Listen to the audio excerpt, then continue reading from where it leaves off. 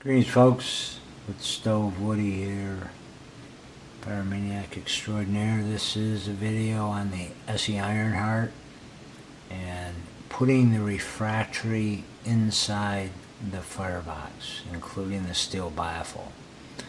This is the OEM style firebox, and we are putting the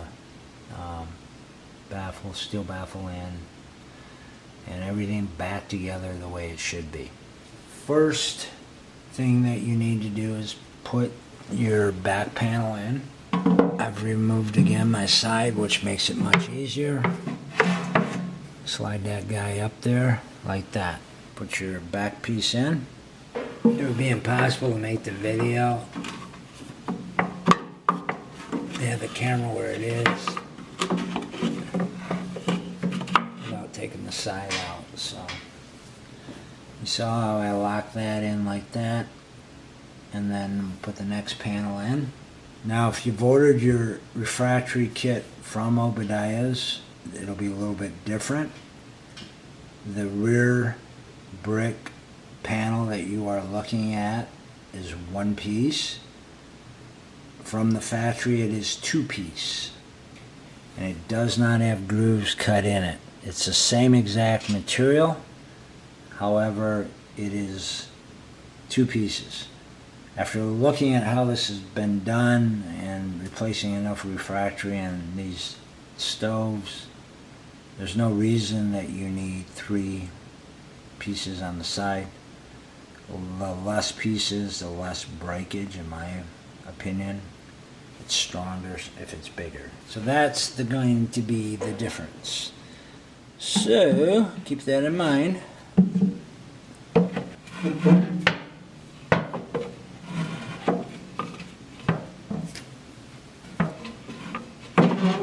you go.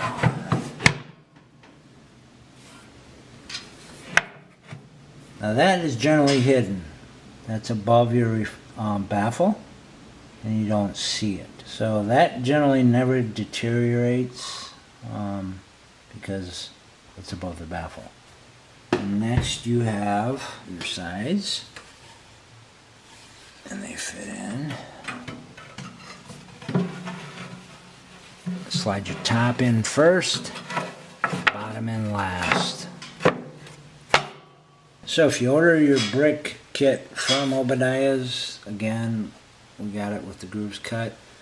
They're the exact same panel, so it would fit on that side, so you'd have to order it the opposite if you just want one. Otherwise, you're going to have grooves.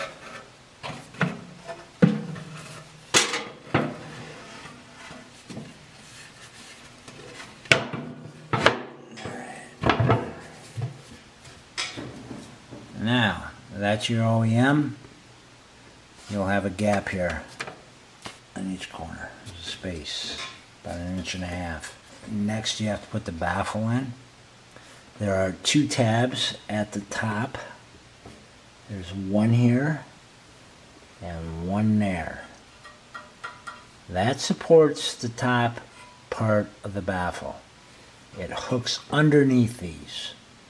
So literally you have to put the baffle in, tip it, carry it up, and then lift it, and then the lower refractory panel that is missing carries the weight of the baffle.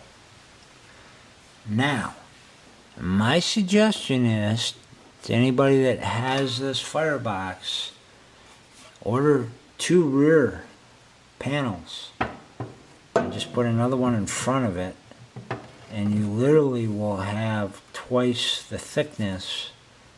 It'll shorten your firebox up. But if you have teenagers, you especially want to do this. The reason being is because they have a propensity to throw the wood into the firebox, and then the back wall takes the beating. So, get that guy in there. Now, I have my hob off because I have a light stuck in the top to light the firebox, so I could show you what I'm doing here. I'm going to move the light out of the way, reach my hand in, and suspend the upper baffle, the steel baffle, that way.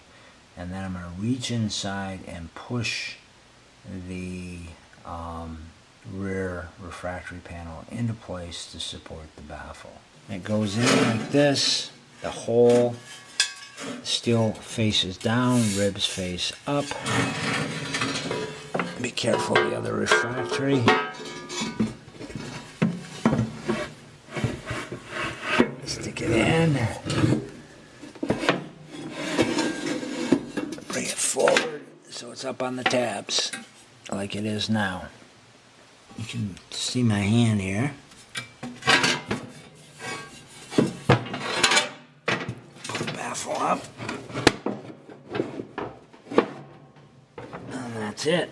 Now the hob's about 50 pounds of cast iron. It makes it a lot easier. Otherwise you're going to have to do something like this and jam it up in there while you're pushing.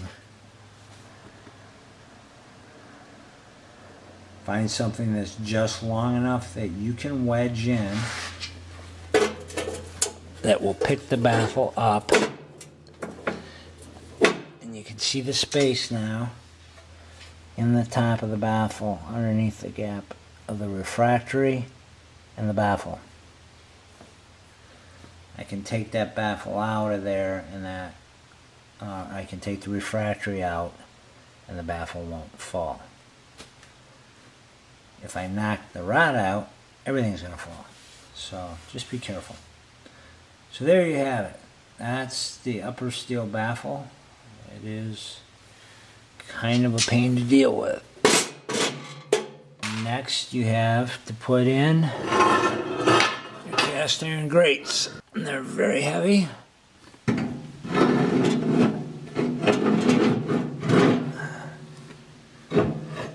they look like that. Of course yours would be much dirtier. You can rock them on the edge of the stove.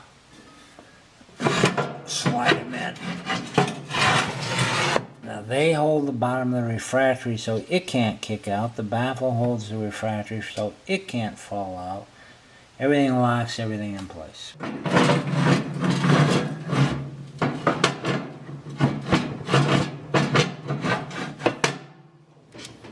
And if you have the OEM, you're done.